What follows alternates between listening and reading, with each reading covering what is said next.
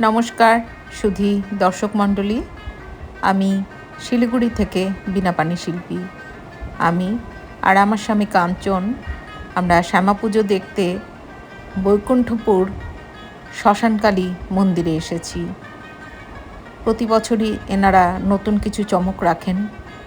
এবছর ওনারা বিভিন্ন মূর্তি মডেলের মাধ্যমে তুলে ধরেছেন পেহেলগাঁও হামলা।